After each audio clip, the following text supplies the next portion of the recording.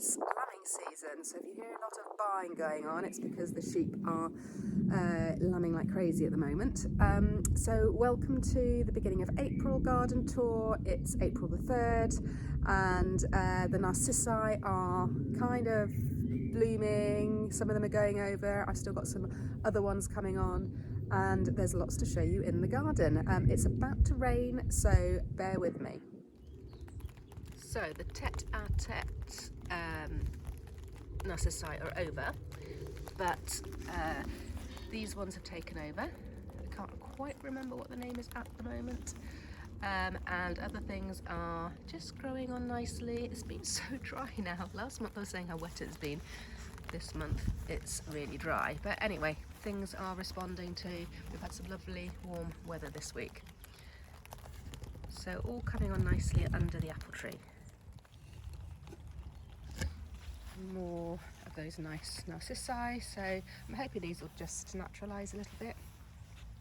And then up we come to the apple mint, grown a little bit since last month, not a lot.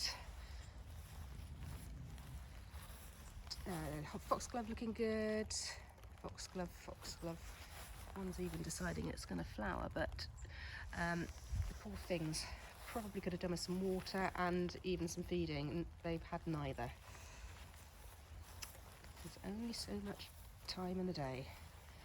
Okay, so as far as what's changed down here, just noticed these little geum, and here we go with the muscari and the primroses. So these seem to really love it here, so maybe this is just going to have to be a bed of muscari, primroses and anything else without me trying too hard. The giant snowdrop, I split those last year, so they're coming on nicely. They love it here as well. So they are looking quite cute at the moment. There we go. Right, on to the next patch. It's just starting to rain, so it's going to be a bit quick, this tour. So I've got little patches of honesty that have self-seeded and are now flowering. So pink campion, the odd little flower, it's going to get way bigger than that. And you can actually see what I've got today. I've had a good old weeding session today. So Daucus, getting quite enormous, the earlier autumn sown ones compared to the later autumn sown ones, but that's looking good. The Sweet William, can't remember which one this is off the top of my head. Larkspur looking good.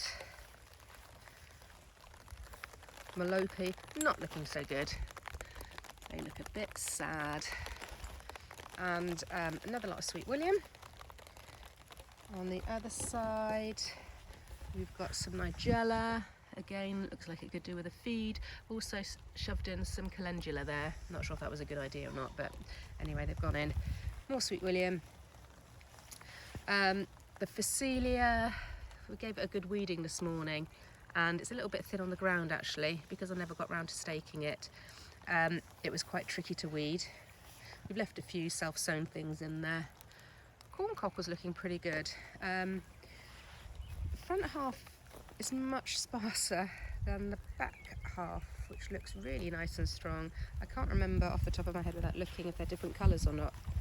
And the cornflower looking good too. That wasn't me, that was a sheep behind me. So I've got 3 different sorts of cornflower here.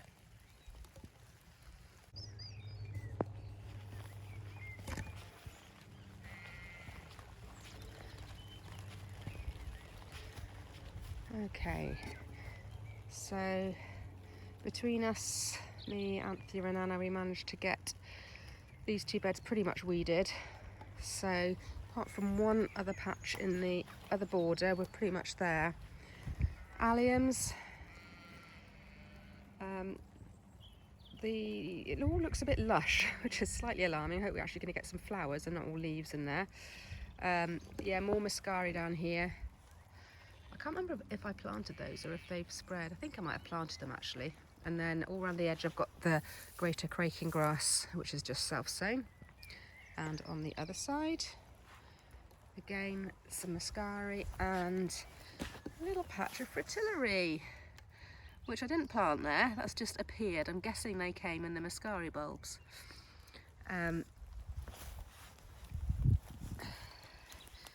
So the red campion is starting to look a little bit better now. It was looking so tiny, but I've got loads everywhere else, so I'm not too worried. Cynoglossum is going to like a little bit of rain, and I've just lifted the side up of the tulips so we can see. So I covered them over because I was worried about something munching at them. I suspect it was pigeons. I still never got to the bottom of it, as you can tell. Lots of munched bits there. I might be wrong, it might be monkjack, but anyway. So again, we've got some little tulips just budding up there. A little bit early. I don't really want them till the end of April, but you never know. Hopefully a bit of cold weather that we're expecting is going to slow down. Raspberries still haven't been done. Here's all the red campion I'll be relying on, which will be pink. And on the other side, I've got some snapdragons. Everything looks a little bit sorry for itself there.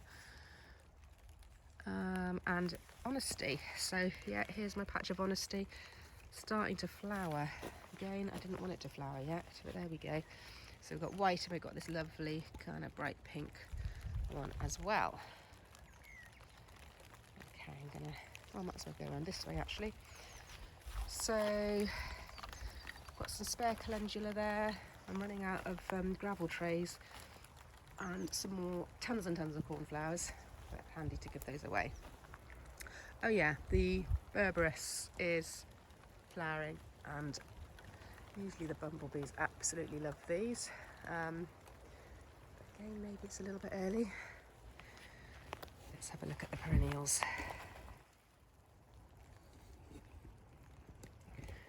Okay, so the achillea, I have managed to divide some and pop it in this patch over here.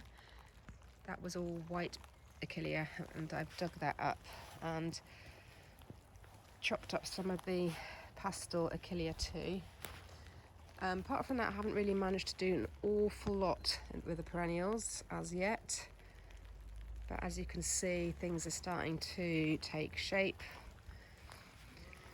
And yeah, polemonium there, and we've got catanach here, veronica, and the sedum. Let's have a look on the other side.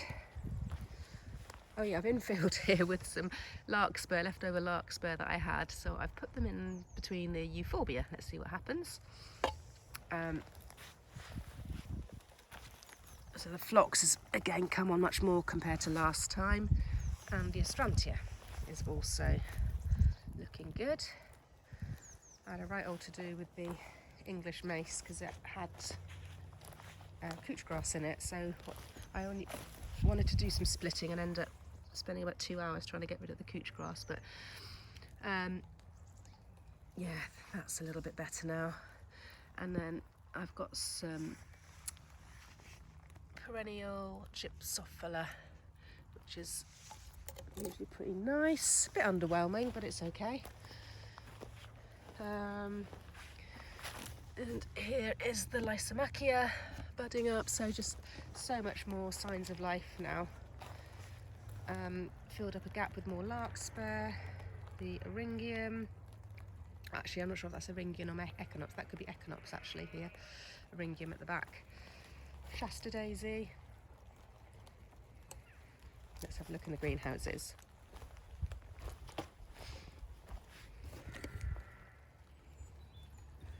Okay, the little greenhouse. This has become... Oh, I managed to clean it, by the way. So, so that's going to help the light levels. And this is my kindergarten. All the seedlings which have just been potted on. So lots going on here. Teeny tiny snapdragons.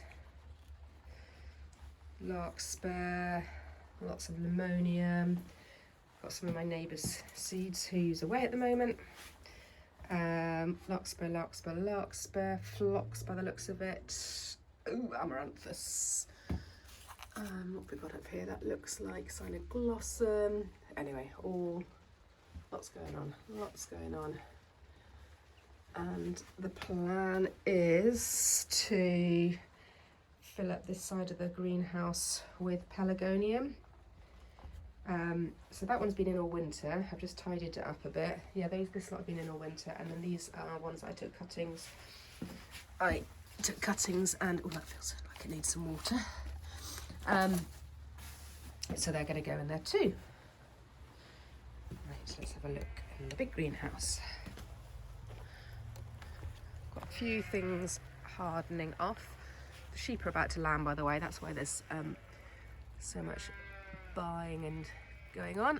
Anyway, so I'm hardening off hare's tail, that is. Bunnytail's hare's tail. There's a few more snapdragons there. There's some next lot of sweet peas. These were the January sown ones. I have to say, the sweet peas are looking pretty good this year. I don't quite know what I've done. Right, big greenhouse.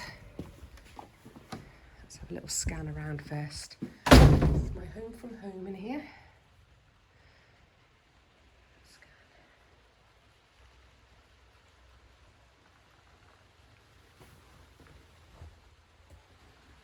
Right, so I've had a little bit of a green fly issue, I'm not going to lie, so I have to come down every day, every other day and do a bit of squishing. Surprisingly, they even were on the clary, which I was quite surprised about because the clary has kind of hairy leaves, but a clary is looking healthier than it was last time. Larkspur, everything's looking pretty good. Cornflower, Amy. I haven't pinched out my Amy because I've not really grown it inside before. I think I should have done.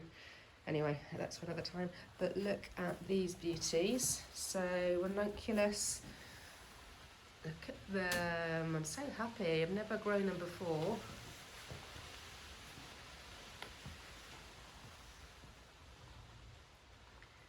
So it is all a bit of an experiment. Anemones and a little bit of nigella at the end. And then again, seed centrals. So these are ones that need to be, next stage is to be transplanted into modules. Some things I've saved seed, and it did rather well, so that's some clary there. Some things, honestly, talk about overdoing it. So I've got lots of spare things here, and everything's doing, you know, again, really quite well. So Amy, more clary, cosmos, scabious cistillata. Ooh, gosh, these have suddenly had a growth spurt. So snapdragons, finally, because they're so tiny when they start. Oh gosh, they've really got that growth start. I'm just going to close the vent because it's a bit drafty. And yes, I need to deal with those sweet peas. Pinch them out and put them on. But everything's looking pretty good. Okay, I'm going to brave the rain and we're going to have a quick look at the orchard. Before we have a look at the orchard, I must just show you the plum blossom. Look at it, absolutely gorgeous. But we've got some frost predicted in the next couple of days, which is a bit sad. So unfortunately, it might be a goner. No plums this year if that gets frosted. Right, so not a lot to show you down here, except that finally got round to weeding my experimental foxglove patch, which I hung on to these last year, thinking, oh, I wonder if they'll flower again. Bad mistake, because it just got so weedy in here. I know it doesn't look like it now, but it was a real weed patch. It took me and Anna ages to get that cleared. We decided to dig up the foxglove and pop them in a patch together at the end. But yeah, I'm not going to do that again. Nothing else is happening down here, but you must look at these amazing primroses. They are just fabulous. I can walk amongst them. They're just beautiful. So this is my neighbour's orchard. They're kind enough to let me use it for my flowers. And this is just a carpet of gorgeous, gorgeous primroses.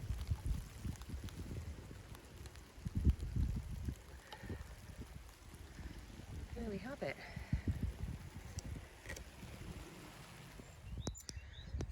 Actually, the last little thing I did want to make a record of was just the front of the house. I planted loads of Sir Winston Churchill, and they are just coming into bud now. I also put some ammi, so a bit of a line, never mind, and some cornflowers in there as well, and they're coming on.